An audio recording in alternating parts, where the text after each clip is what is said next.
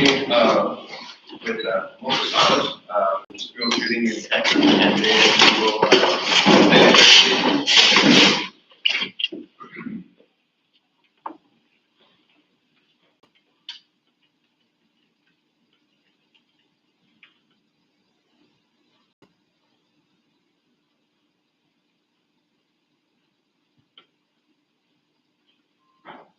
All right, thank you. I pledge allegiance to the flag of the United States of America and to the republic for which it stands, one nation, under God, indivisible, with liberty and justice for all. Thank you.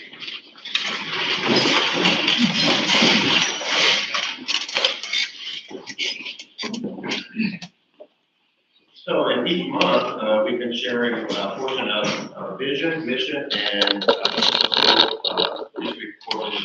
And this month is part of our courses. We believe in students.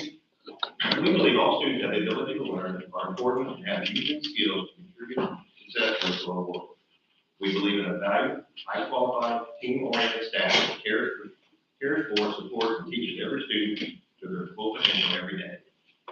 We believe that support and teamwork among our school district, family, and community provide the most effective learning outcomes in and out of the classroom. And we believe in relevant, inclusive, and engaging curriculum that appropriately prepares students for life and knowledge. And at this time, do we have any public comments on agenda items? Not that I saw. Okay. Our next agenda item is students of the month. And we'll start with the elementary. That's me. All right, we have 3 students of the month, very deserving young ladies. So I'm going to call them up and get going time here.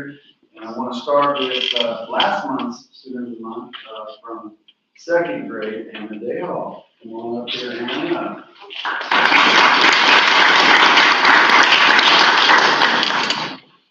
All right, so Anna is the daughter of Doug and Miranda Dale. She has a brother, Dax, and a sister, Ella. Would you tell me your favorite? It's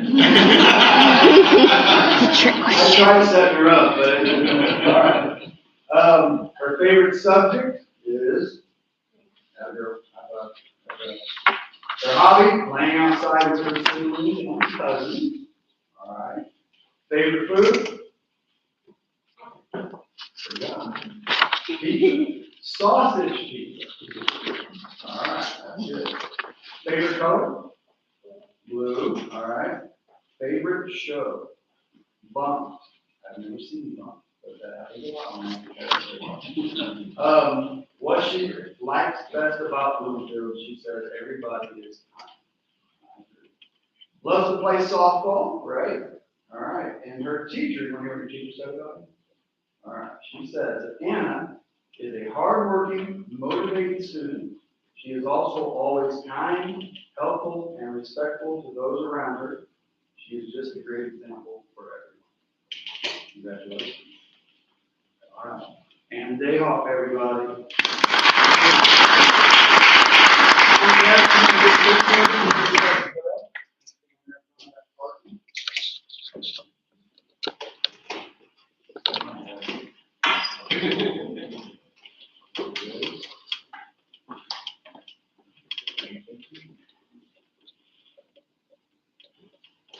Congratulations. Okay. Now I have 2 student of the month for May. The first one I'm going to call up is Charlie Orr, 1st grader from Mrs. Kaisha. Now, Charlie told me she remembers everything she said. That's what she told me when I answered this question. We're going to test that. All right, you ready? So she is the daughter of Charlie and Nicole Orr. She has 2 siblings, Katie and Colton. You didn't leave by out, right? Check. Favorite subject? Math, that's right. I did not prep these guys to say that. That is what they truly believe.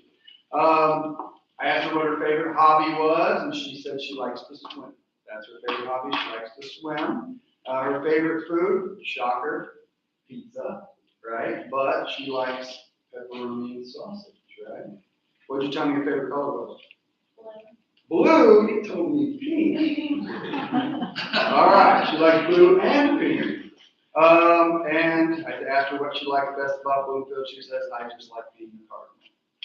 Right? And she loves softball as well. And her teacher says about Charlie, she is an exceptional student and classmate. Charlie works very hard each day. She's not only hardworking, she's a very responsible student as well. She can be trusted with many tasks. She follows directions, always knows what she needs to be doing. She's also a very kind student and classmate. She loves helping her classmates and can be trusted to offer help with kindness and patience. She is a great helper to her teacher as well, and the teacher is very proud of Charlie. Way to go, Charlie. So I'm going to give you this, everybody. Charlie Orr.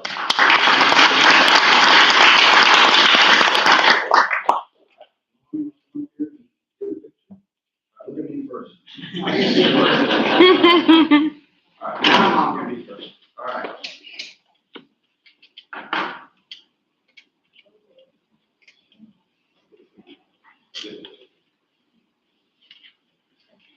Good job. Congratulations. Okay, and I have one more. Next, I want to call up Oakland Chanel. Oakland is a kindergartner from Miss Dayhoff's class. All right, so Oakland is the daughter of Lindsey Graham. She's accompanied by her sister. I'm sorry, I forgot her name again. All right, and she has actually 7 siblings, she told me, right? 4 brothers. Gavin, Caden, Brentley. You didn't tell me who the other brother was. Caden? You have 2 Caden? No. She had 3 sisters, but she only gave me 2 names, Chloe and Shaven. Right?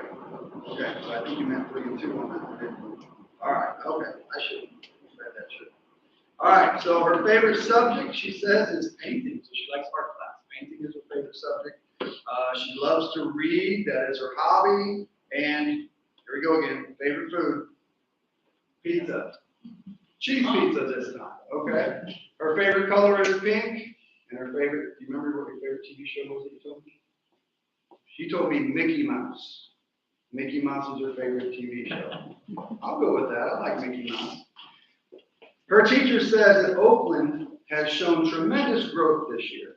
She has improved in many subjects such as math and comprehension, but she has truly excelled in her language art skills. She knows many sight words and all her letters and sounds, and is blending words together like a pro. Congratulations. Oakland is truly a wonderful student. She listens and follows directions, is kind to her peers, and always tries her best. Way to go, Oakland, everybody. This is Oakland. Big smile now, all right? 1, 2, 3. All right.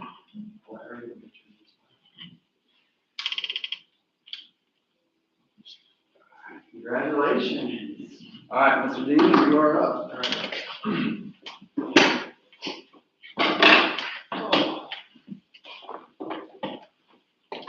All right, so I've got 2 months worth here.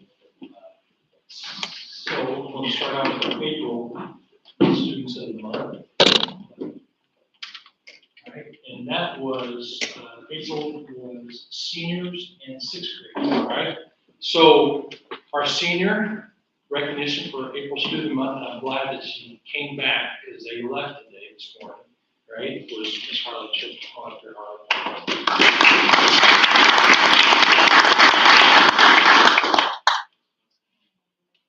We'll find out. We'll find out. I'm not, you don't have to read. I'm not going to put you on the spot. Hey, this feels special. I want to tell you. All right. She's amazing. And she has done so much. She is such an advocate for herself. She got her APS, right? She got her social security. She's going to Ivy Tech, and she's going to get her nursing certification. She is working at the Lynn Hospital. Doing an interview. In fact, the day that I took the picture for Student of the Month, she was going for the interview that day, got that job.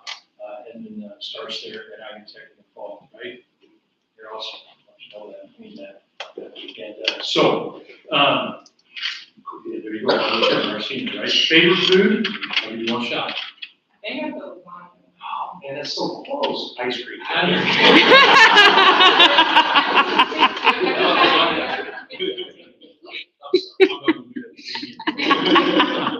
You know, she's involved in Redliner, softball, FCCLA, SAD, Environmental Club, Science Club, Office Cadet, and Big.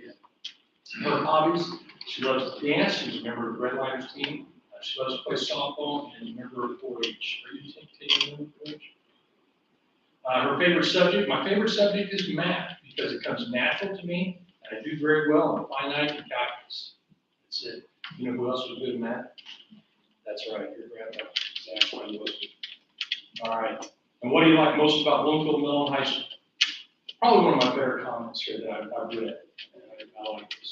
Bloomfield is a very small school, so there's a great connection between the teachers and students. And I love that because you know that you can always go to your teachers when you need them.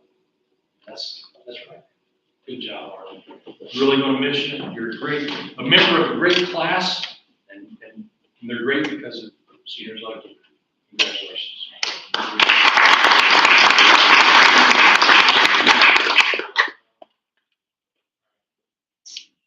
Harley's grandpa was my Little League coach, just to be Rob Chip. He was a former math teacher, so he was good. Thanks, Harley. All right. Okay, next is 6th grade, and we have Miss Anna Lehman. Anna, come on up here, all right?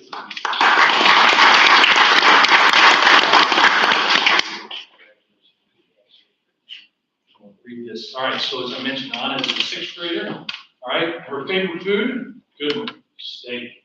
Good red meat, that's it.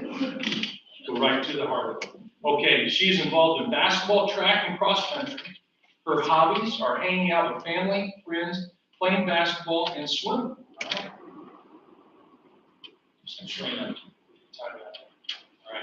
All right. Favorite subject? Science is my favorite subject because I enjoy learning about plants, biomes, animals, etc. Who's your science teacher? 5th graders. All right, very good. All right. And what do you like most about Bloomfield Middle High School? Sorry, I didn't mean to. I kind of chuckled back here because it's a cute compliment. I like this. What I like most about Bloomfield Middle School is the sports, the people, and the best super.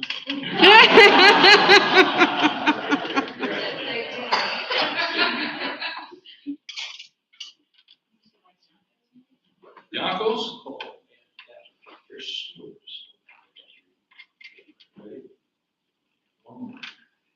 All right, congratulations on that.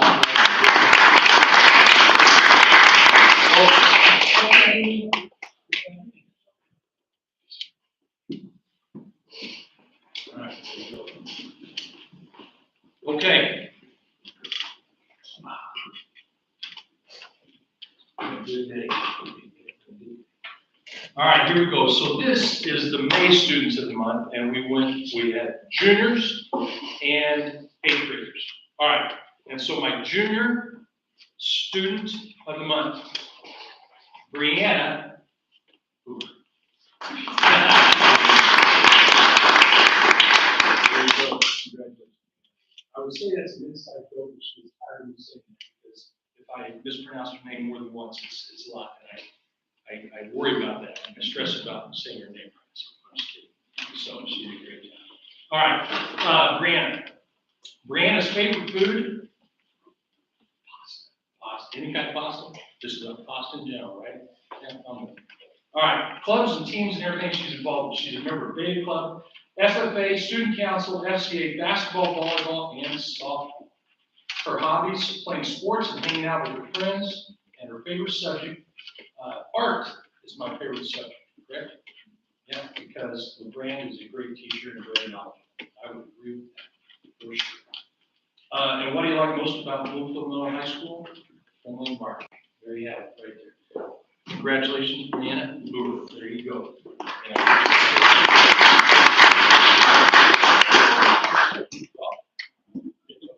It's a lot of responsibility here. All right, good job, guys. I guess technically, after Saturday, we can call you senior, right? Okay. And, as I mentioned, 8th grade, and our 8th grade May Student of the Month is Mara Nicholson.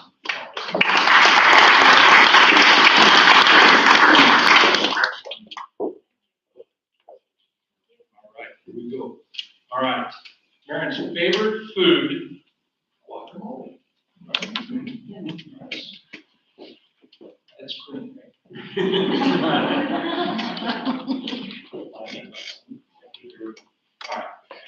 Okay, she is involved in junior high beta, soccer, cheer, FFA, band, choir, and strut and foot. You're awesome, strut, but I know, because I've seen, as probably most of us have seen you perform. It's, when you perform, it's just like a whole other level for you. It's a little bit more. Because I couldn't do that. I mean, I can talk. No question. Really? Singing and stuff like that. Let's see. Oh, her hobbies, she likes spending time with friends, swimming, and playing the trumpet. All right, good for you. Favorite subject would have to be PE. Okay. All right. Because it's a break from regular schoolwork, right? There you go. All right. And what do you like most about Bloomfield Middle High School? I like how the school shows so much spirit. Good for you. That's right. Okay, so congratulations, Mary. We're going to take a picture. Written.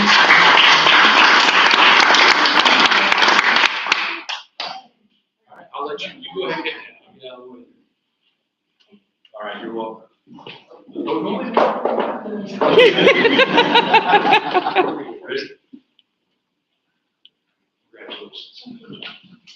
All right. Very humble like one. All right, I'd like to congratulate the students of the month and their parents and family, for a job well done. And I'd like to stay the rest of the meeting, but if you would like to leave, we'll pause for this event, so let's do so. All right. Thanks for coming in, guys.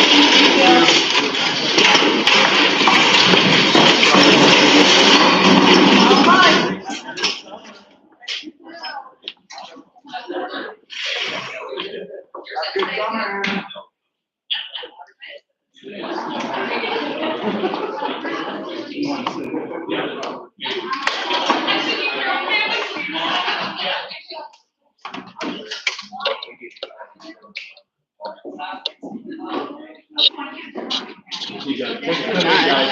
I am not going to be a cameraman in my free time.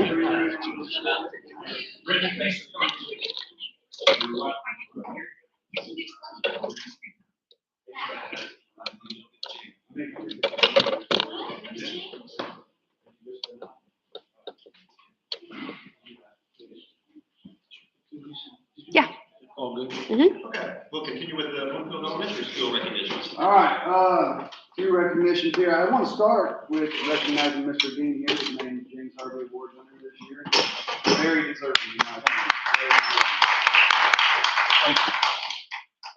Also, I want to recognize Ms. Medina. She started what was called the Read Aloud Challenge, where we challenged parents to read to their students. And depending on the books that they read, they had certain coupons they could get. They had a drawing, and then they won prizes based off that drawing. So we had 4 winners, Adeline Carver, Griffin McRoberts, Piper Hughes, and Lillian Austin. So not only do I want to recognize her, but also those winners and those families, because it took the whole family to do that. So we had really good, everybody being involved in it. So the involvement in it was just phenomenal. Lots of people that turned in those tickets, lots to choose from. Also, Mrs. Katie Helms had a guitar design contest, and she wanted me to share that the winner of that was Adeline Evans from Mr. Rader's class. Everybody had to vote on it. They put their designs out there, and she came out on top. We had a team put together for our track and field day, which apparently has been something that's been long-standing in Bloomfield, but over the last few years we weren't able to have it. So it's actually the first time I got to witness it. So really, I kind of just played the helper role and let them design it. But the 3 that really took charge and put the most time into it were Stephanie Parsley, Stephanie Hill, and Jessica Lauderdale in planning the event. I know it's a little different probably than what has been done in the past. The kids had a lot of fun. The parents, I can't tell you how many parents come up and thank me for doing that again.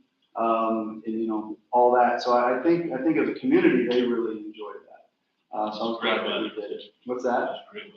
Great, but we couldn't have asked for better weather. We thought we were going to get rained out, instead we got the test of not being rained out, which was awesome. Also want to thank Chris Jarman and Darren Birch for coming to grill hot dogs for us. Right? We didn't think they were eligible, but I found out they were. We were good. So Dr. Landon, they were good to be here, just so you know.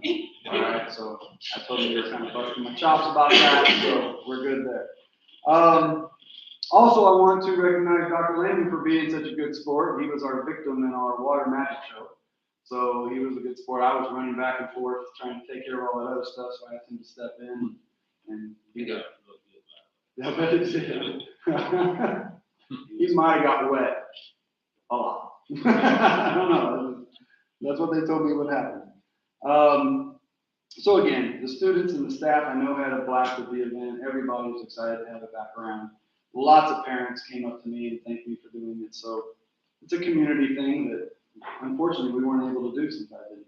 So for very obvious reasons, I think. Also, we today actually just had our character trait end of the year bash. We gave away over 400 prizes. Really, I got to give all the thanks to Ken Hill and Susan Street. They really took the bull by the horns in that one and did a lot of the legwork. Helped set everything up while I was doing other things and just got it all going for me. We also had INDOT, Indiana Department of Transportation, had a grant, and they were able to give every one of our students K through 5 a bicycle helmet, which I thought was really cool. So everybody got to leave with something, even if their name didn't get drawn in the awards thing, which was pretty awesome. Again, that's probably not something that's going to happen too often, but they contacted me, we filled out a form we needed to fill out, and they brought every single kid. We even have some left over, because not everybody showed up to school today, so I actually got one for every child. Mrs. Patterson, our librarian, does a phenomenal job for us as well. She wanted me to announce that they had a contest, but not really a contest, but she was going through their stats a little bit on how many books were checked out and all that kind of stuff, and she wanted me to announce that Mrs. Parsons' class read the most books for the year. They read 524 books at the classroom, and that was number one.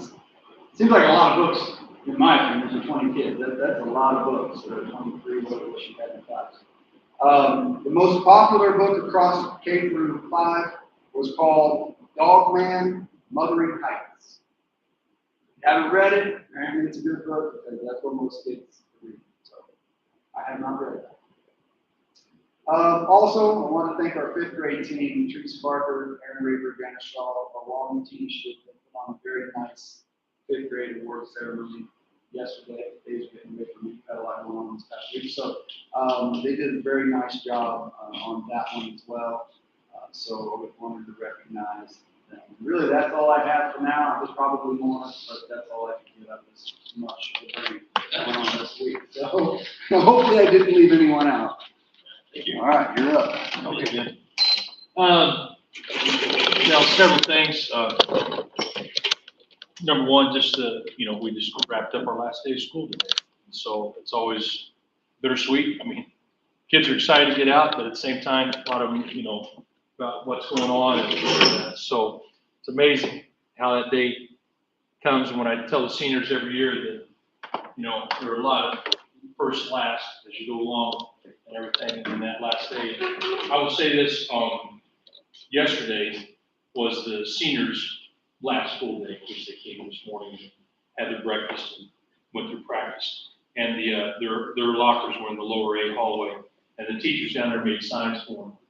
And so when they left, they had the signs up, just congratulating them and thanking them and wishing them well and everything like that. Of course, a lot of them got emotional, and it's a special class. I mean, it really is. They've been high academically, and but the thing I appreciate and like about it more is the willingness to be involved. And this group, I mean, they're just involved in everything.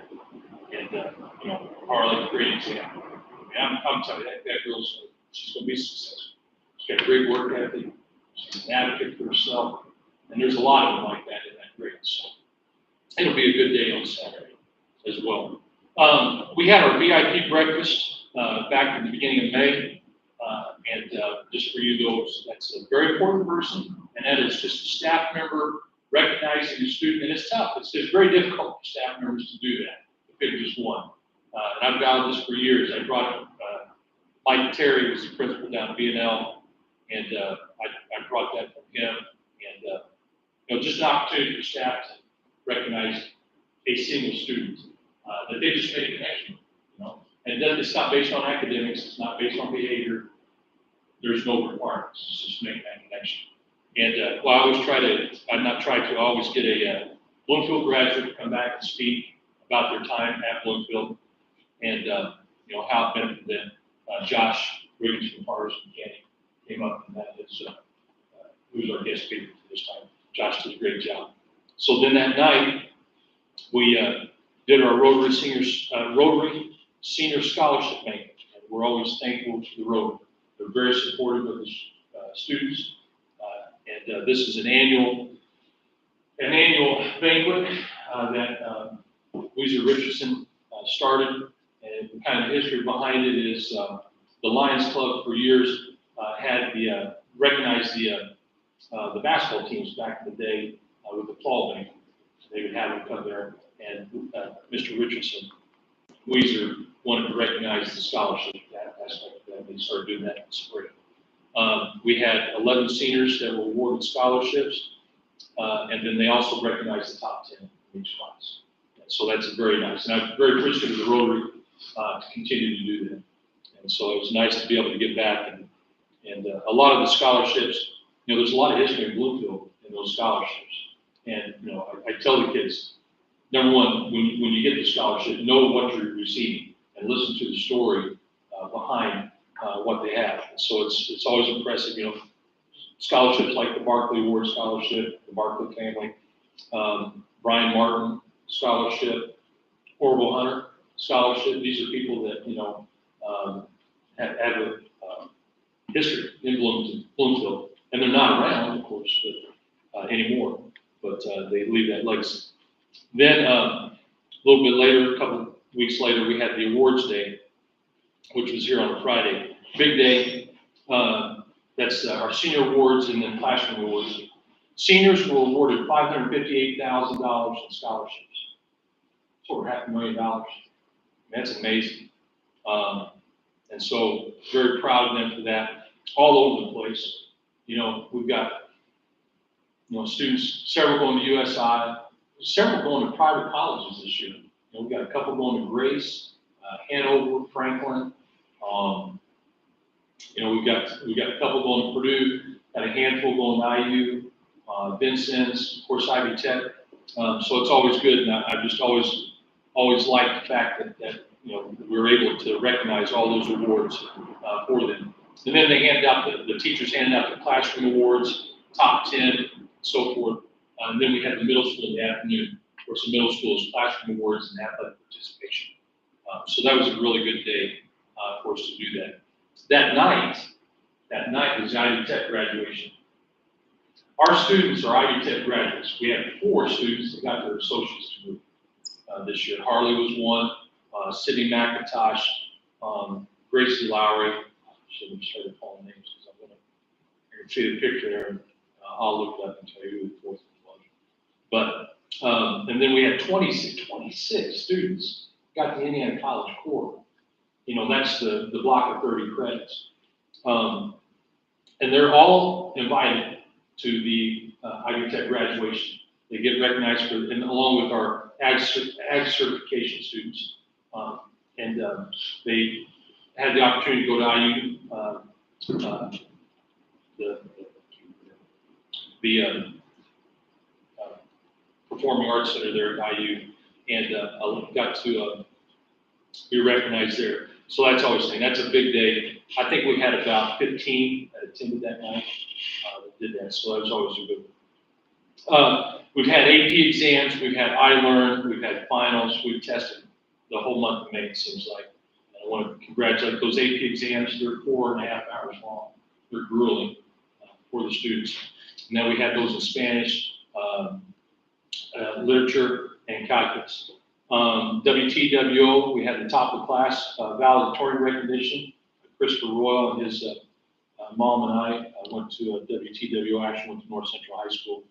And that's always neat. That's all the valedictorians from the area that come in, so it's a pretty cool day.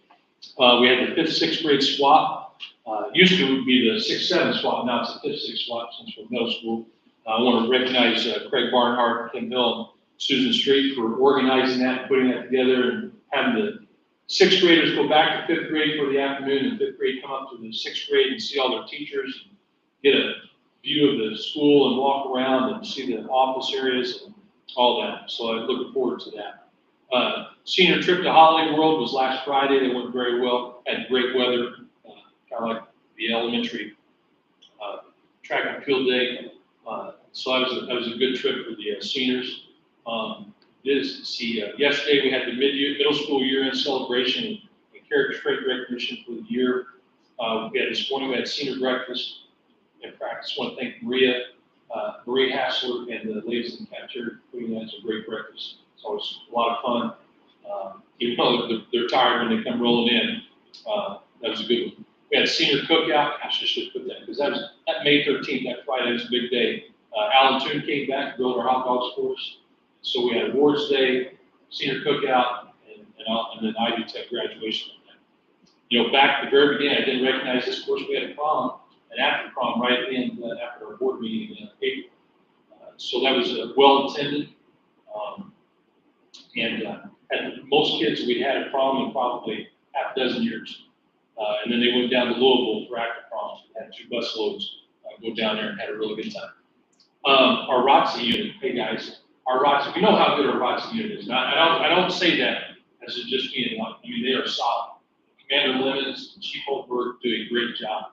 And they were doing something the day after school, celebrating something, partying, I don't know what. They were loud and having fun when everybody was gone.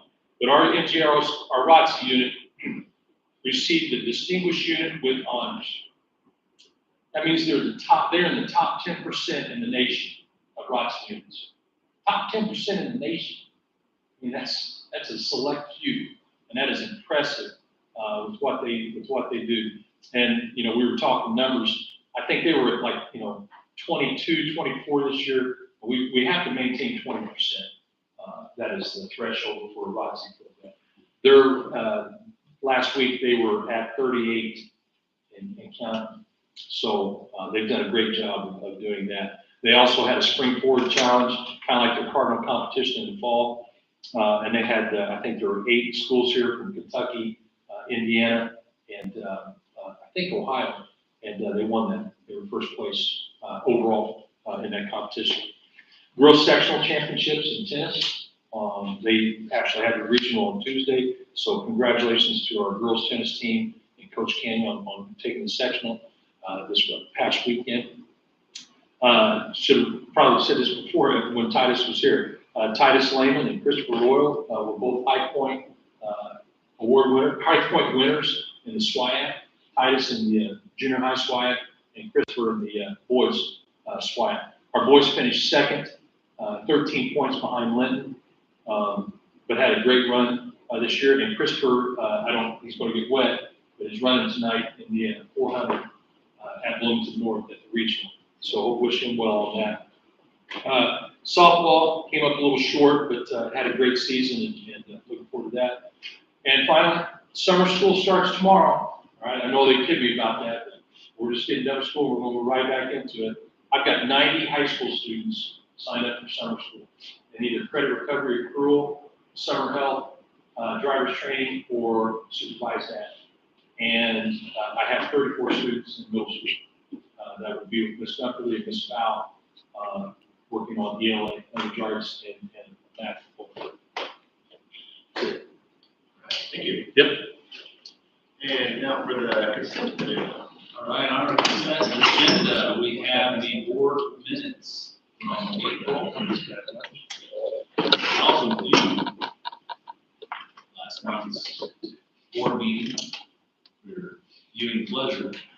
like, it's always there. And then, we got the treasurer's report, which includes our appropriations, our fund report, and claims, listed for approval. Our personnel, whole host, a lot of summer personnel there for hiring. In some athletic positions, we have resignations. I want to thank Crystal Hodge, Aaron Morris, Jessica Fowle, and Tammy Best for their service and their time here. And then we had a donation in memory of Andy Shelton to athletics from Laura and Jack Purcell.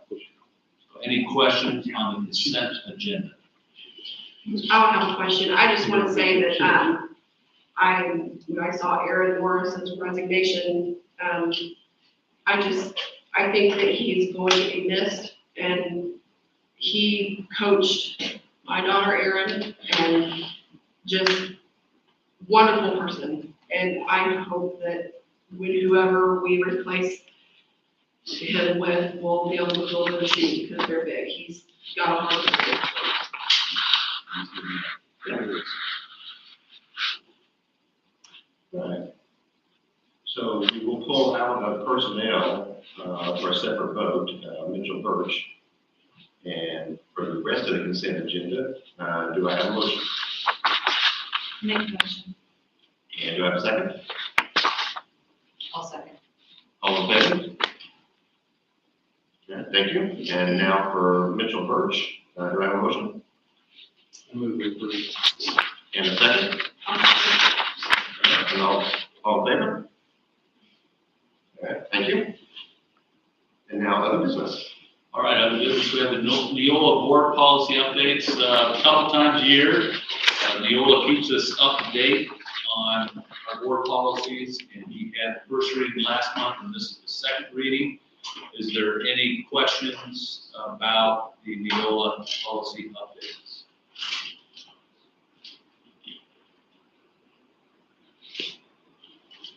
Seeing none, do I have a motion?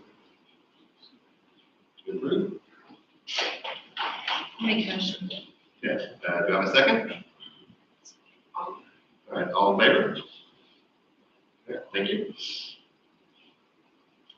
All right, next agenda item is the Bluefield School District School Reopening Plan. To use ESSER 3 money, you have to update your school reopening plan every 6 months. June 24th, which is a little bit before our next board meeting, so we can do it this board meeting. The plan is listed there for next school year. Any questions on that? Seeing none, do I have a motion to approve? I move to approve. And a second? I'll second. All in favor? Yeah, thank you. All right, the next item is Murray Pride. He is the former superintendent and retired superintendent that has a consulting group that he helps people set up and review the budget during the budget season. And he's been here the last 5 years, and it's very helpful. It's very normal for schools to have a third set of eyes. The other two being Mrs. Stacy Robin and me, and then someone else just to look at it to make sure it's done well. And he does a great job at that. We appreciate his help. Any questions on that? Okay, seeing none, do I have a motion to approve? I'll motion to approve. Okay, and a second? I'll second. All in favor? Thank you.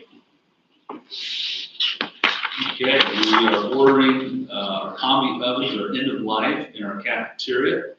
And this is part of the ESSER money and the renovation of the cafeteria eventually, which we could not quite get done for this summer, but plan is next summer. But this is something we need now, and we are going to use ESSER funds for this. But any item over $50,950,000 require 3 quotes, and we have those 3 quotes there.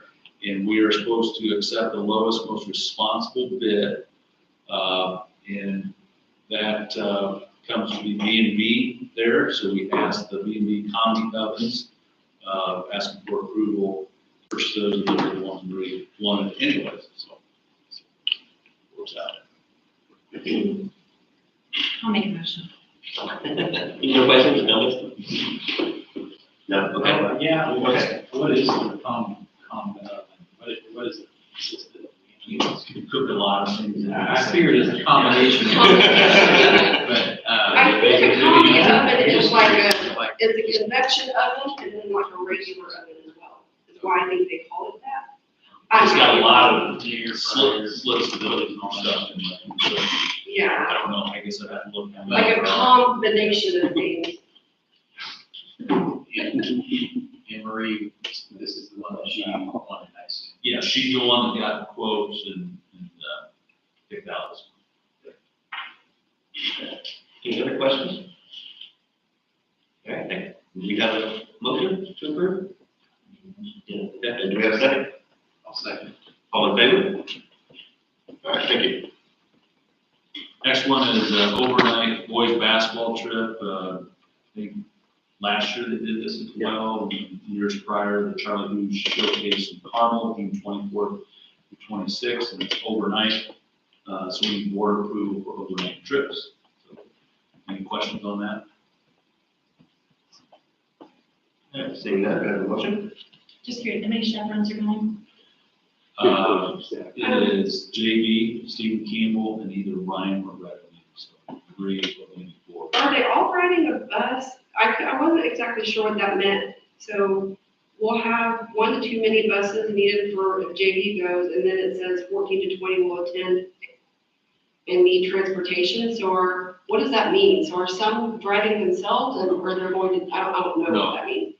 That just means 14 to 20 will attend, so. Okay, you know, so- 14 in the minibus, so. It'll, school provides that. If it's Oh, more than okay. 14, they have to take. It was just the way I was reading it then.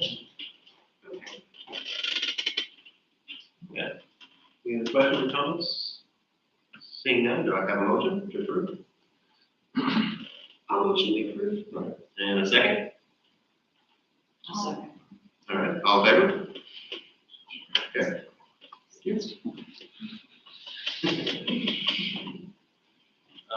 We have a service agreement, Marie Hassel wants approval of the service agreement with Southwest Indiana Co-op and Food to School Co-op, and to help secure the best prices, for our cafeteria orders. Any questions on that? That's one we usually use, isn't it? Yes. Maybe use the same one. Yes. Sushi. Let's choose the best prices. I have your answers, please call me then. She just texted me. So a combi oven is a combination steamer convection oven. We cook everything from steamed vegetables, crisp low-fat fries, breaded chicken sandwiches to cookies and cakes. It does it all. We weren't quite that. Yeah, we weren't far off. You just said more. Thanks, Marie. Thank you. Thank you. You're just watching. All right, so we have a motion, do I have a second? I'll do a second. All right, all in favor? I'm sorry, who motioned? Terry? Terry and Chris? Yes. Okay. Thank you. All right. Okay, for this one, Mr. Rickman is going to share a little bit about the process of our K-5 math textbooks, brief overview of them, and the decision for choosing these.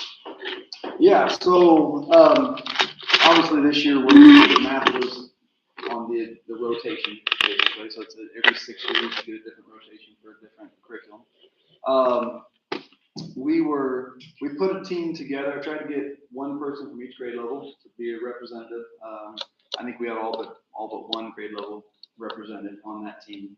Couldn't get anybody from, I think it was second grade, that wanted to be on the team. We brought in multiple vendors. They'll send you just free examples of what their curriculum is, and I placed those in our office conference room area, all around the conference room, so that teachers could come down, could get them, take them to the rooms, take a look at them, take them home, whatever they wanted to do, so they could become familiar with the different vendors and what they were offering. Then the SIEC held a caravan, which is pretty normal. where they'll get multiple vendors. We send a team up there, they go around, they listen to the presentations, ask questions, try to find out, just what would best fit our needs. Well, the biggest thing that I asked them to look for was I wanted a math curriculum that challenged them with problem-solving skills, for one, real life questions, and something that used the terminology and basically the stuff that we see on Island, right? That higher order thinking type of question. Obviously you need your basics because that's what, that's the heart of the fundamentals of what you're teaching, but they also need that higher order thinking stuff as well at every grade level. So the team went, they spent the afternoon in Jasper looking at all the different vendors and listening to their presentations.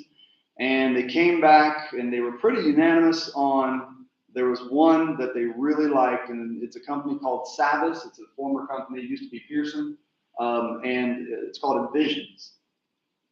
So we had one of their ladies come down and kind of train us a little bit on what to expect, how to use the program. A very good presentation, laid it out there for us. Basically, it had all the things that we were missing in the current curriculum that we're using. Currently, right now, we use McGraw-Hill up until this year. McGraw-Hill totally revamped what they were doing. They weren't even offering the same things we were using. And we really didn't think it met the standards that we need to teach and to the depth that we need to teach it. But Savvis and Visions did. They have fluency assessments built in, standardized test practice, both written and on the computer, which is what they're going to be facing when they take iLearn.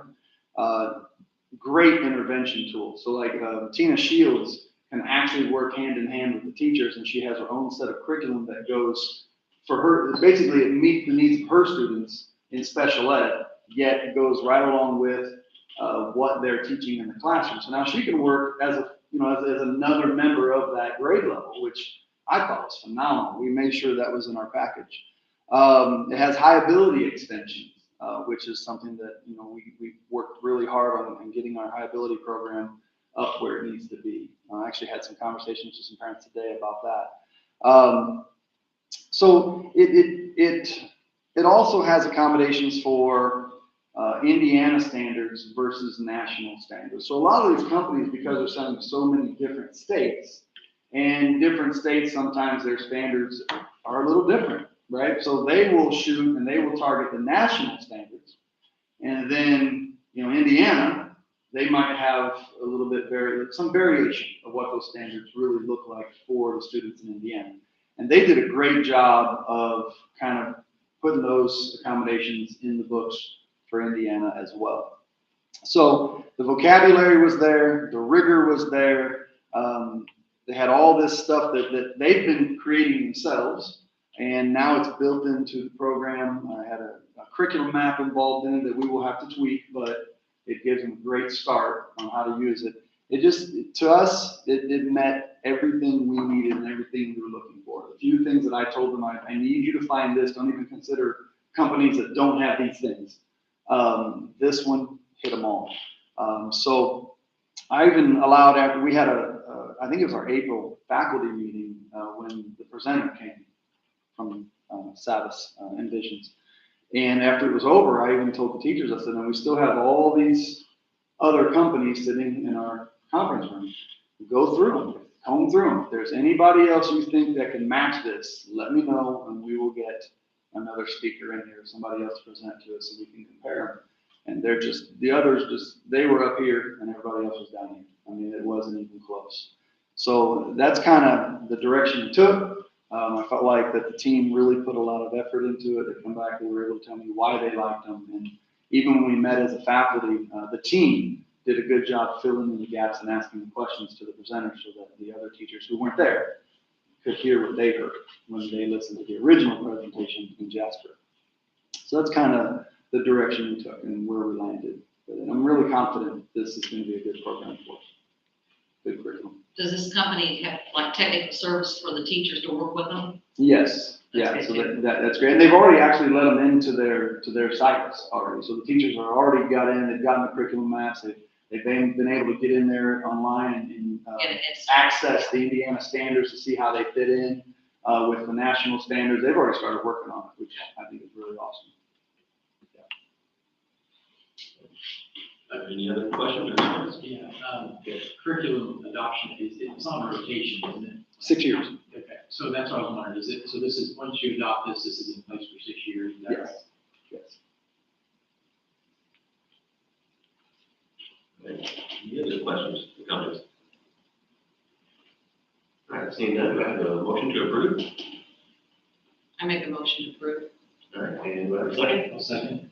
Okay, all in favor? Thank you.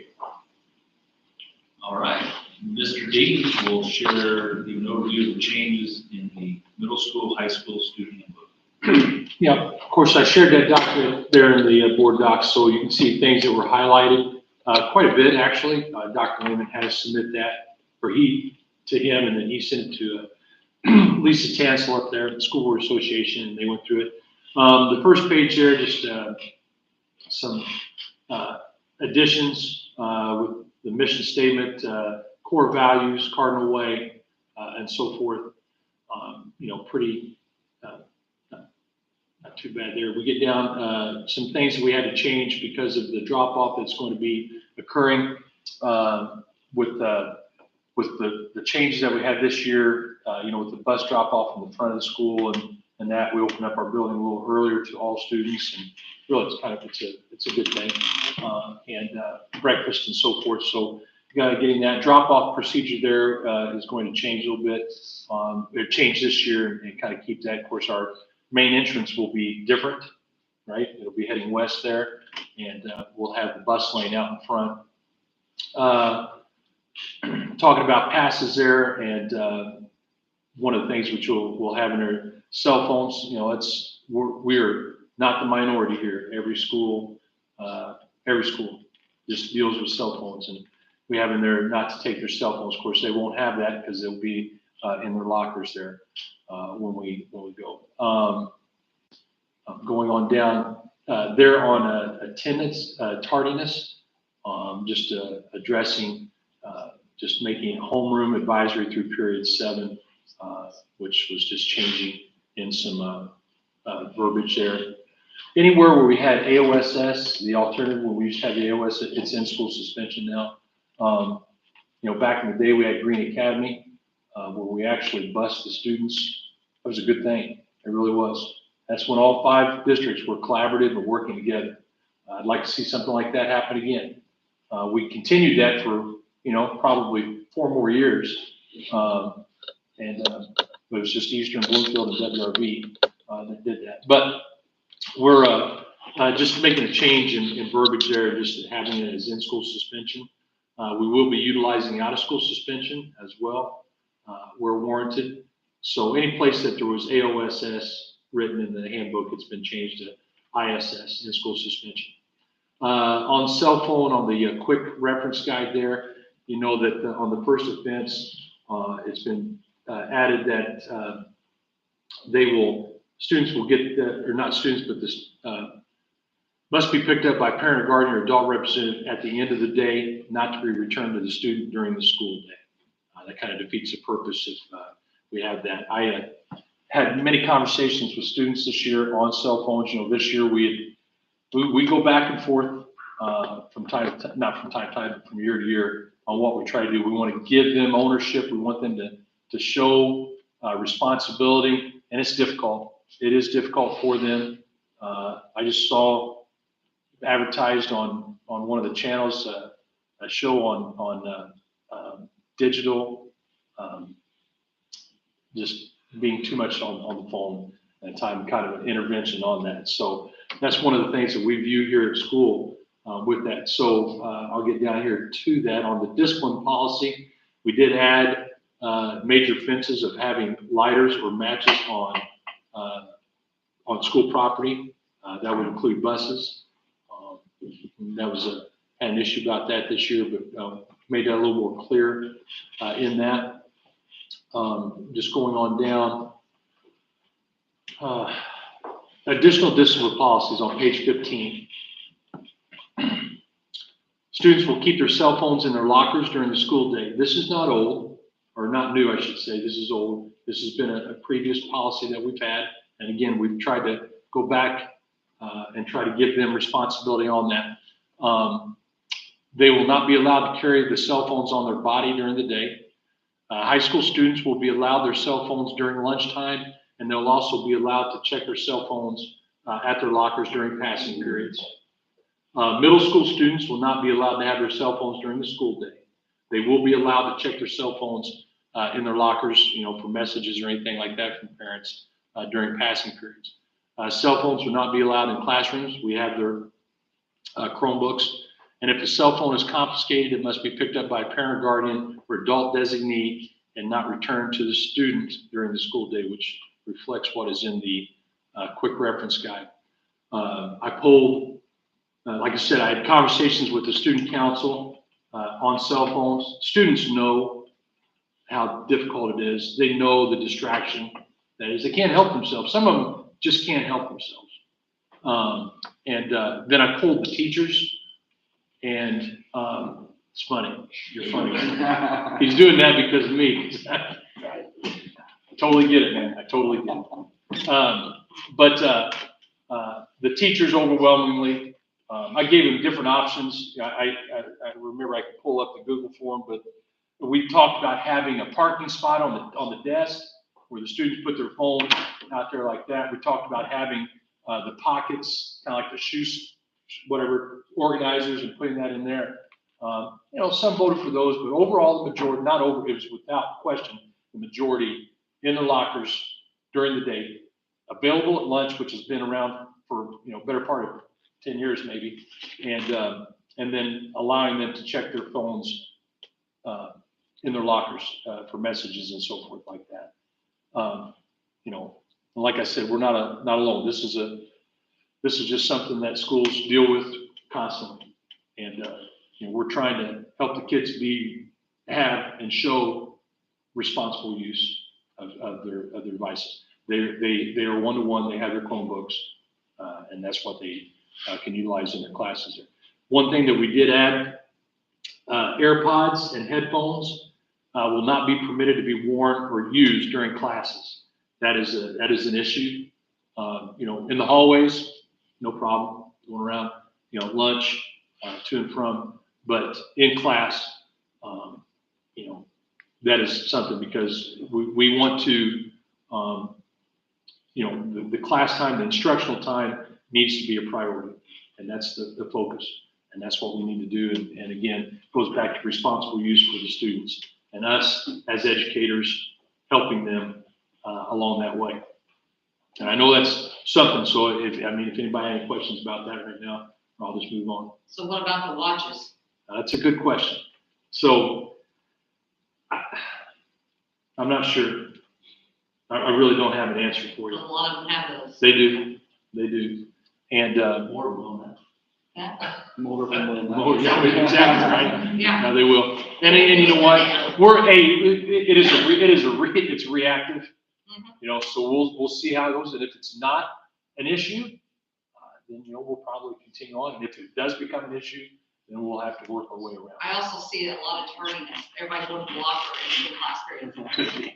Could be. And with not having any bells during the day and having the music, teachers are more flexible in that and understanding and working with students. It's now there's some that are just that's what I always tell students. You have to know your teacher. You have to know each one of your teachers. You have to understand and you have to adjust to their policies. Some are just be in the door, be in the room. Some are in your seat, depending on things. So communication's big, and that's part of what we do here, certainly in the high school and in the middle school life lessons. What question? Yes. On that, while we're on that subject, I guess. So the cell phone policy, you said it's always been in there, but so is it a change from what we've done just in the recent past? Because I know that the kids in some classes, they can take their cell phones. Yeah, that is going to be. Okay, so that's going to be cut off. Yeah. and I'm all in favor of that. I mean, I feel like that you gotta be firm on that with everybody, because I think it's kind of confusing right now, because some classes allow it and some don't. So that's kind of, I think it kind of, sends mixed signals, I guess. It does. With that. All for one. So I'm glad to hear that. And I'm probably gonna be the only one on this. But I just need to say it because it's kind of bothered me for a while personally. But the whole thing with making the parents pick the cell phone up when it's confiscated. I know that, I understand why that's done, because it's an incentive for parents to be involved in it and take ownership in the situation. But if the kids don't get the phone back until the end of the day, I understand not giving it back to them throughout the day, but if they have to go and claim it at the end of the day, I don't know why that's not an acceptable solution for that, because I just feel like, and it doesn't affect me, it wouldn't have ever affect me, because I live right next to the school, I gotta work right a couple blocks from the school, so it's not difficult for me to get over here if that ever happened to me. But I think there's a lot of parents that live out in the country, maybe single parents that, its cell phone usage has changed so much. I feel like it's a little outdated, what we're trying to do here, because, they rely on that communication with their kids. There's all kinds of stuff going on after school. They have sports practices, or what if they have a change in, their arrangements for after school, or some of them work. Sometimes parents don't see their kids until late at night because of all the activities going on. Right. And then what if the parents, need to come back in, it's closed, they can get the phone. I mean, I understand why we did that originally, and I do understand that is an incentive, but is it also not an incentive not an incentive, I'm not trying to, a deterrent for the, for the school to say, hey, mom or dad, your son or daughter had their phone confiscated today. We want to let you know about it. We're holding it till the end of the day. If it happens again, the punishment, I believe, is 30 days. That's correct. So, I mean, is that not acceptable enough? I mean, I just feel like, I kind of, maybe it's never happened, but I just feel like there's a little bit of a security issue there too, with not, if the parent can't get a hold of the student, or the student can't get a hold of the parents because we decided to confiscate their phone, when there's already a punishment in line for if they do it again. That's just my opinion, and I'm not gonna be hard on this. I just feel like that's something that needs to be considered for down the road. Yeah, so what would be the response if you do call the parent, and the parent says, look, I'm working in Bloomington, and I don't get off of work until 5 o'clock. I'm not gonna be able to get there and pick up the phone. Do you keep the phone until the parent can get there? Sometimes. What we, and kind of what you're saying there, Steve, totally get it. And I'm not saying I disagree with your thought on that. I don't. We've had that, and again, maybe, to that point. But to answer your question, Terry, that's where it used to be just the parents. And then we've made it to parent or an adult designee, start out family member. Now it's just maybe a neighbor or something like that, or somebody that can get to it, to be able to come in if they can. I'm not saying that's not something that is not out of line.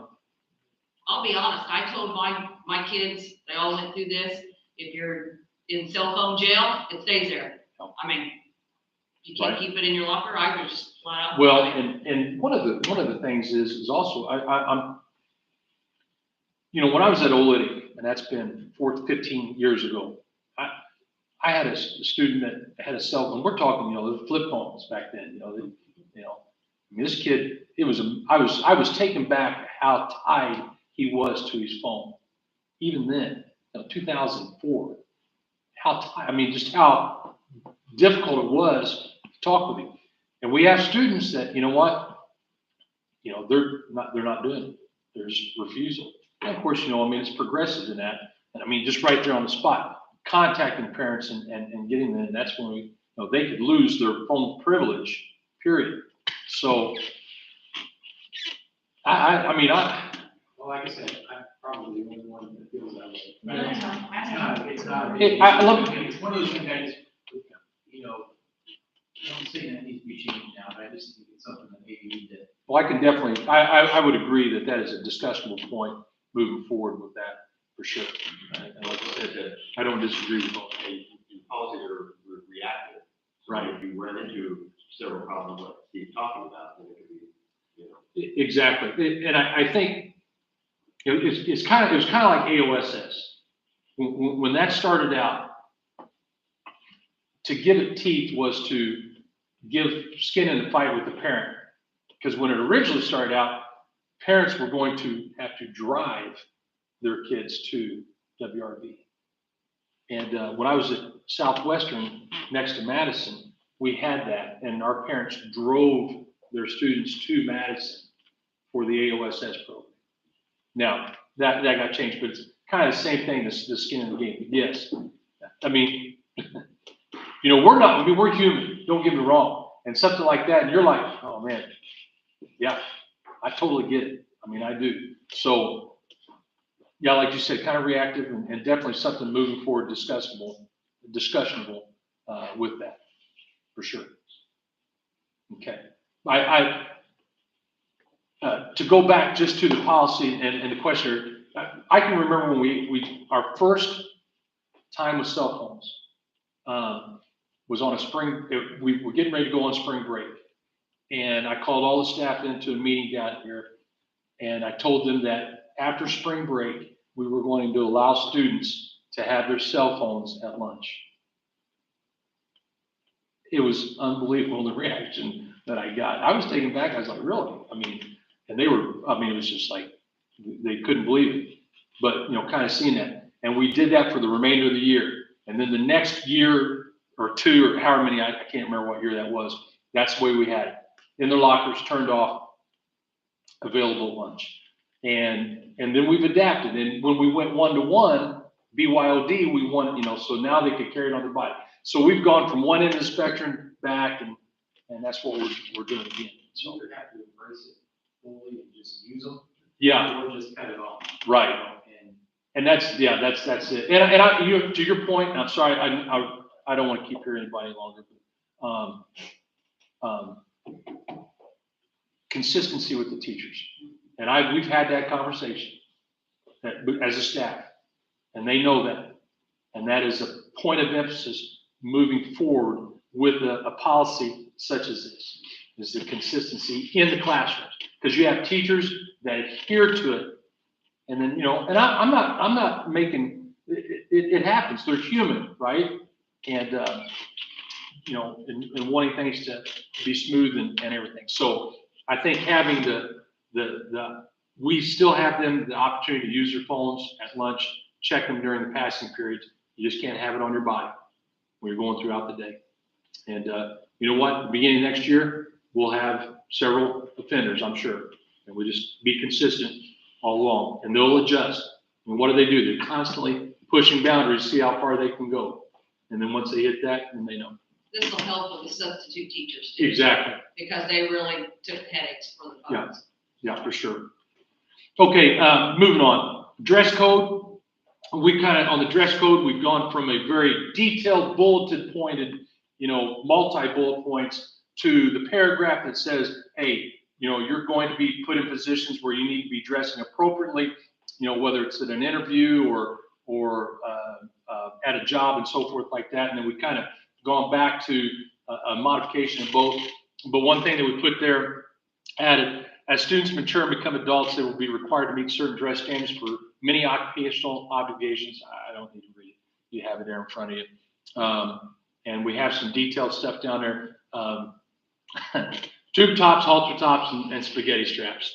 Those are some things. We tell them to cover the 3 Bs. It's difficult. And again, this comes back to consistency with the staff. Not everybody sees every person every day. Okay. Let me just go this rate right here. Everything's highlighted. Do you have any questions? Gary wants to know. He's not knew that was coming. He knew it. Bottom. Bottom. I mean, I get the top. Bottom. Just your bottom? Yeah. We don't want to see the bottom. I felt awkward explaining. I still. Right? Sorry. But I still only know two. Afterward? Oh, Melanie. Okay, got you.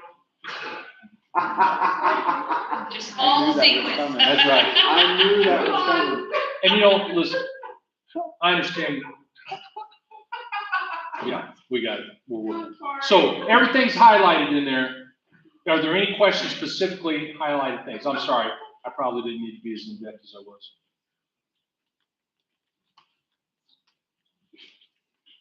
He said the revision like he did not.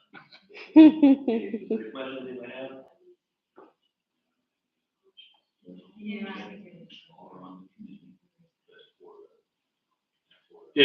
I'll point out, notice the changes in early graduates. There's a couple different places that we had that underneath prom, and then we had a section on early graduates as well. That followed along with what we had talked about there.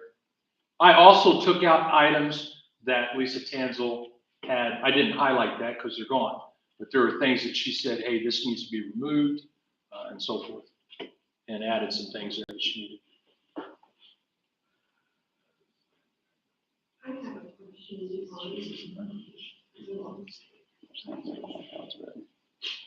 Just tell me what page and what section. That's where I'm looking. I haven't pulled up. So that dress code needs to be attacked during advisory period. Yes, That's when it needs to be hit, not for the 5th and 6th period teachers. Right. because I may not see them Yeah. until the afternoon. And then when I see them, they're like, it's in Been the here all afternoon, day. I've been doing it all day. Yeah. I said, well, Yeah. first time I saw you.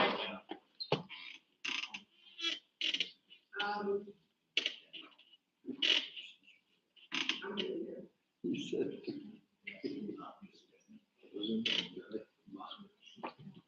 Dave, this might be an awkward question. It's not too. defined.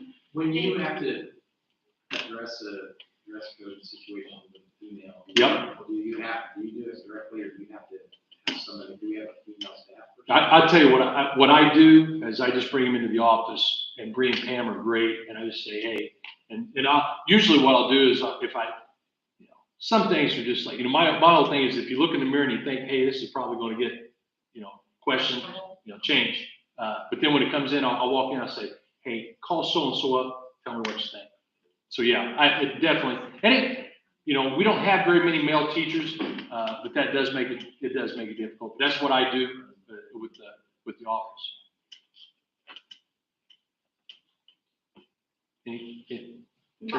My question was just about the athletic information with the Yeah. academics, but I see that it's in accordance with IHSAA, so. Yeah. I mean, I just find it like, that you can be failing 30% of your classes and still be able to participate. So like 70%, so 5/7 for our schedule. Yeah, and that we've done that, and then this is the best thing to do is just follow what the IHSAA has for their athletic policy.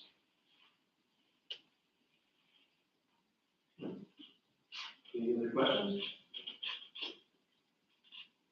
This isn't a question, but, we had a gentleman come down from Eastern Green to Aaron's Purpose, and he's in with their, counseling department, and he, does life coaching. But he talked about Eastern Green has put in vaping sensors in all of their bathrooms. Yep. Is that a grant that they received? Is that something that we can look into possibly, or? Yeah, they're expensive, and I think I'm going to say about $1,000 a sensor. Linton, Josh Goodman over there sent me the information. So yeah, grants that are out there, if we would need to do that. I think Linton. I think Linton just put it into their budget. I'm not saying that is the right way to do it. Certainly, anytime you get grant money, it's better to do something like that. But they do have those available on the market to purchase. They seem to have good success, but at the same time, they say kids adapt. They know they're there then, and they just, they're working ways to get around things when they do it. So, but sure, I know Josh says they've been helpful. Shack Mac, Linton and Northeastern had them. They just got them. Okay, Yeah. all right. WRB, yeah, they got some.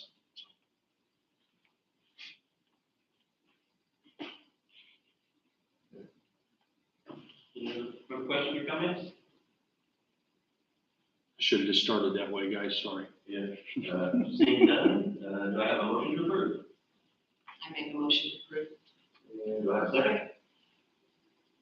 I'll say that. Okay, all in favor? All right, thank you. Now, that will be, elementary students. I promise not to be as long as, they're on page, looks like 6. I added the cardinal way and the ideal graduate traits to ours. And then I had to change, they're on page 9, I had the wrong code for the student due process code. So I had to get that corrected. I'm not sure how I messed that up the first time, but I did. And then I get further, a lot of mine have to do with criminal history checks. One of the things that we kind of instituted this year was we wanted at least 2 days to have a gap. So if we're going to have any volunteers, field trips, if they're coming into school, they're going to work with our kids. They have to fill out a criminal history check. We have the free ones. They have to give us 2 days prior to the event. So you're going to see that in several places. I went through and changed it all the way through there. So and really what that does is when you get last second ones like that, it really puts our office staff in a bind. It really does, because we've had people come through. You know, you have let's say they're doing their Thanksgiving Day plays, for instance, right? The parents come to the door, and I mean, we got a line, and we're trying to get criminal history checks done. It isn't that hard for somebody to slip through, and then later we're going, oh no, this failed. You know what I mean? So you don't want that to happen. So I have pretty much demanded this year, 48 hours. I need it 2 days prior, because that gives me time. Some of them just come back inconclusive, and I've got to run it through our SROs to find out what's going on, because the check didn't come through the way it should have. So you're going to see that. I was going to put 5 days on there, and I thought it might be a little bit much. So I brought it back, tried to keep myself from a huge headache, and went kind of compromised with 2 days. But that allowed the secretaries a chance to get it done. We created an Excel sheet. It's alphabetized. So when somebody says they're going to come in, or teachers are going to have parents come in and help, they can go straight to that spreadsheet. It's all alphabetized, so they can check for those parents, and they'll know. And if they're not on there, then we don't have approval at that point. So you're going to see that throughout here as well. There in the cafeteria section on page 15, I just added all prices are subject to change based on state regulations. An amendment will be sent out to all parents if prices change. And that really was a recommendation of Marie. Because at the time that I was doing this, she didn't really have the information she needed to give me. So we decided to add that in, and then I'll make those changes as we go with an amendment. Let's see, where am I here? Page 17, search and seizure. This was recommended by our attorney to add what reasonable suspicion means. So I had to put a little paragraph in there, and it was really, I used her suggestion on what that means. And so reasonable suspicion just basically means that a principal has sufficient reason to believe that the student has violated a school rule, and that a search of the student or student's possessions will produce evidence of the rule violation. And she said that that would be sufficient enough in that case. Field trips, again, they're on page 17. It's just it's the criminal history check. Let's go further down to page 19, parties, class parties, criminal history check. Page 20, I think we're in the playground area at this point. We added on safety, D and E. No student shall be permitted to leave the playground area without adult supervision. E is no rough play, such as tripping, pushing, fighting, things like that. I figured that was some things we had happen. I figured better be in there. Textbook rental policy. So just a little bit further down, I added that we're using that Intrex program. Now people don't pay their book fees. So I added that to our handbook as well. Visitation, again, back to the criminal history check. And then page 21, this was athletic information. It was really worded kind of strange in there, so we just kind of changed some wording. B, there at the bottom of page 21, prior to arrangement, this has to do, I think, with tryouts. Oh no, this is moving back and forth to and from away events. Basically, parents need to get with the athletic director, coach, parent, guardian. Let's see. Yeah. Prior to arrangement with a coach, athletic director made by parent or guardian participant along with the transportation waiver. So they need to get that waiver signed, letting them know that they're going to be transporting them instead of us. Then further down, there on page 22, now you can see where I got a lot of stuff marked out. Tryouts and cutting. I just kind of took out what was there and I added that students that try out and do not make a squad or team may ask for a meeting with the coach to discuss this decision. Any meetings for this purpose must be scheduled through the athletic director. So it was worded kind of, I didn't like the way it was worded up above there as well. Right beneath that's drug testing. We don't do drug testing in the elementary, so it really seems silly to have that in there. So I just took it out. We just don't do it. And Dave does that on his end, but we do not. So hopefully we'll never have a need for that. So far we haven't. So I just eliminated that.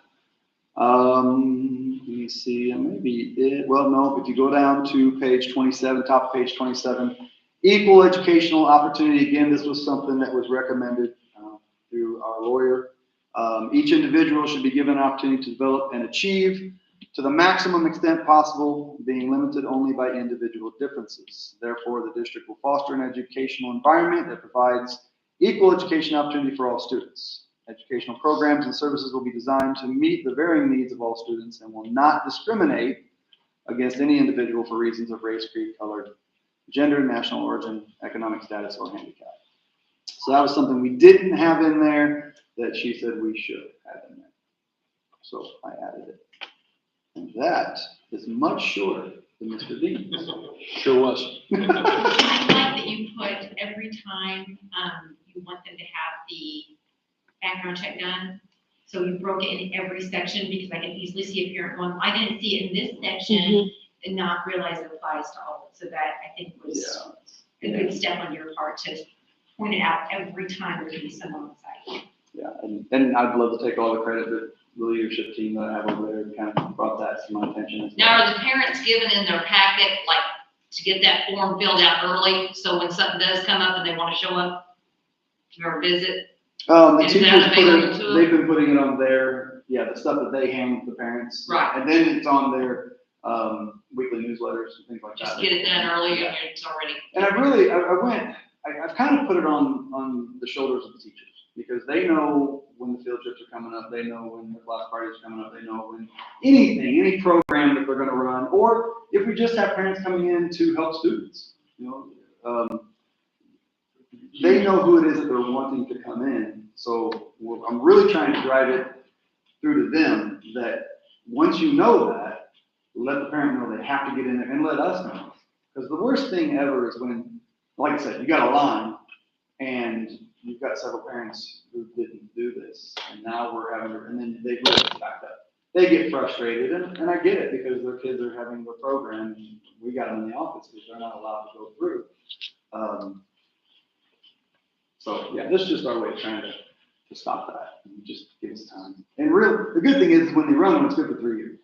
So unless we know something happens prior to that, it's good for 3 years. So we'll keep an eye on that. We've got, like I said, a spreadsheet set up, it's advertised, and their start and dates are on there. So hoping that'll help us out. Okay, thank you. Is there any other questions or comments? Seeing none, do I have a motion to approve? Make a motion. All right, and a second? I'll say. All right, all in favor? All right, thank you. All right, we're updating our school calendar. Next year, legislation put in place, we only have 3 learning days. We already have those 3 in our calendar with our parent-teacher conferences and our 2 PD days. Felt like we needed a couple in our pocket for snow days. And talking to the teachers and the union association, felt like we were going to just get rid of the professional development days that were scheduled on November 2nd and March 1st and make those just regular school days. And so some of the professional development, we're just going to try to do after school and on early release days or on their own time. Now, early release, just a sidebar on that, that has not officially been approved. There's a waiver process with the state, and they are being a little more stringent with that. I had to do some follow-up questions just this week to get back to them. So early release is not a guarantee next year yet. But we do want to make that change in calendar for professional development days, making those normal days. Any questions?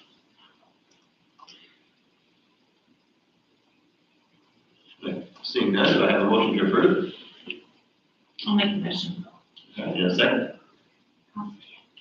All in favor? Okay, thank you. Yeah, so I sent you our leadership notes and discussion notes. And, also, kind of our end-of-year recognition notes as well. I just want to recognize, we recognize our 25 years of experience staff members. And this year, those were Vicki Wilson, Christy Bladen, Stella Royal, and Jane Helms. And we had 2 retirees, with Cecilia Top and Cindy Riggins. And as Mr. Riggin mentioned earlier, Dave Dean won the James Harvey Award on that. So congratulations to those individuals, and thank you for your service and commitment to Bloomfield.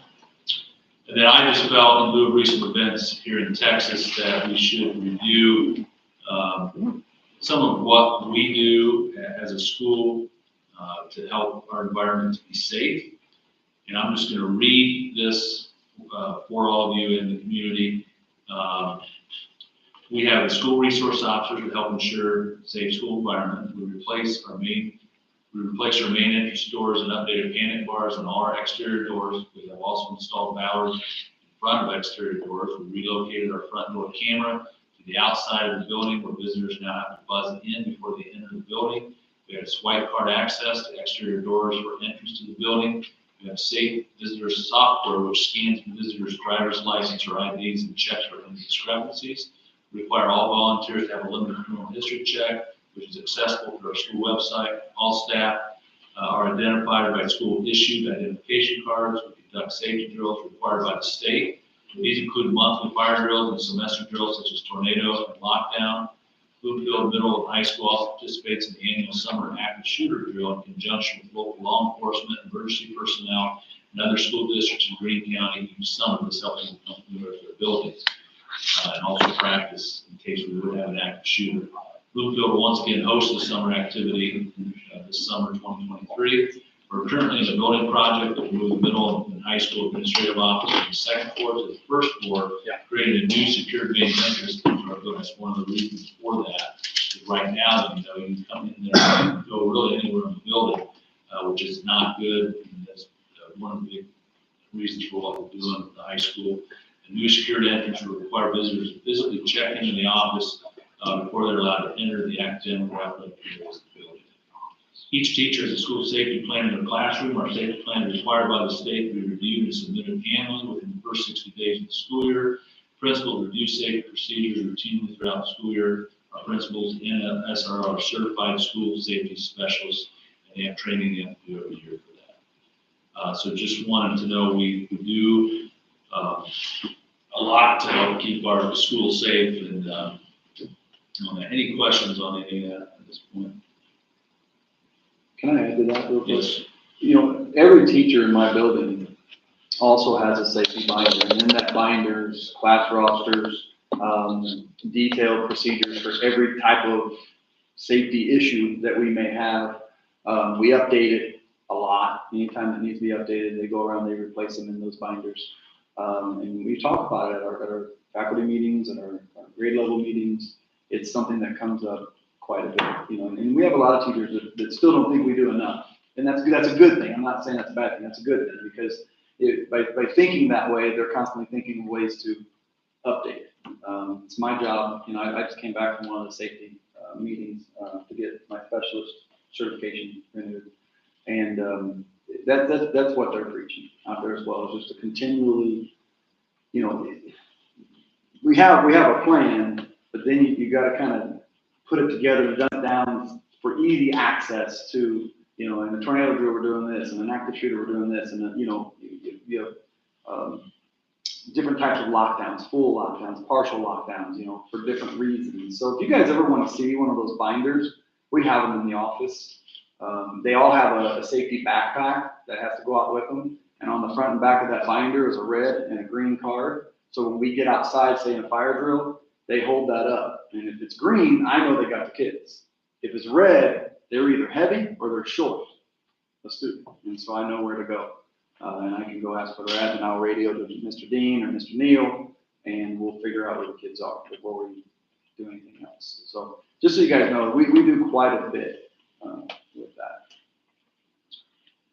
And then summer construction update starting Wednesday. People will not be able to enter the elementary and the northern entrance due to construction of the canopy and drainage improvements in that area.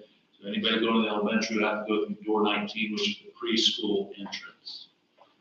And then starting the day before that, on Tuesday, May 31st, the middle school, high school entrance will have to be at the teacher's lot door 27 due to construction work on the hallway floor and library near the current middle school, high school entrance.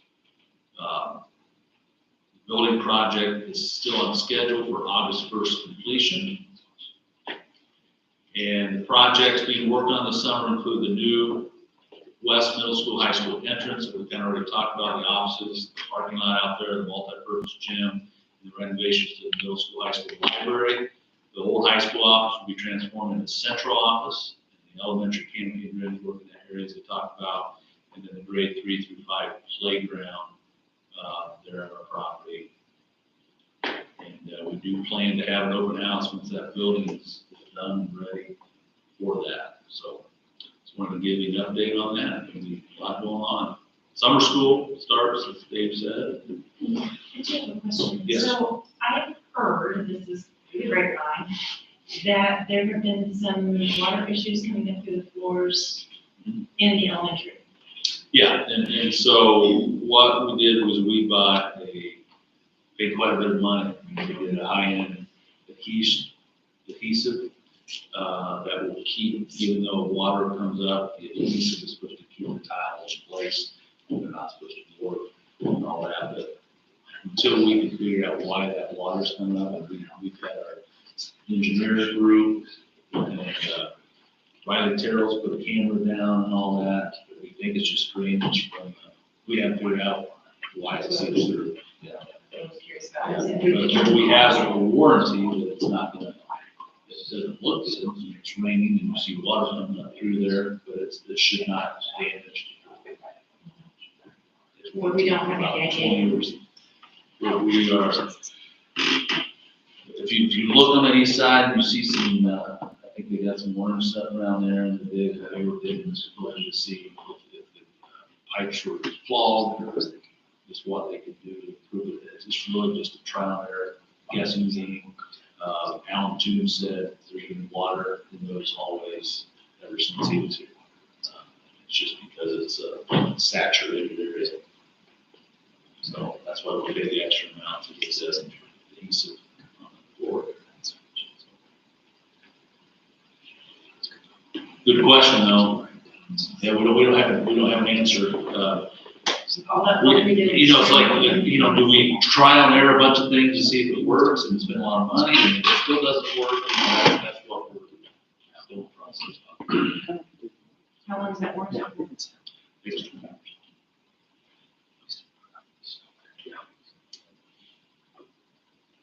Okay. So do we have any board members' comments and items for future agendas? Hey, I would just like to announce that Christopher Royal finished third in the 400 meter and will be running at the state meet. in 2 weeks. Awesome. So, Is that it? Ben Davis now? It used to be at IU. it used to be at IU. I started to tweet IU and I thought, oh, they may have moved. I believe it. I know it was last year. And seeing no board member comments, our future meetings will be, June the 30th, 2022, and July the 28th, 2022, at 7 PM here on the stage. Due to construction. So, this meeting is adjourned. Thank you.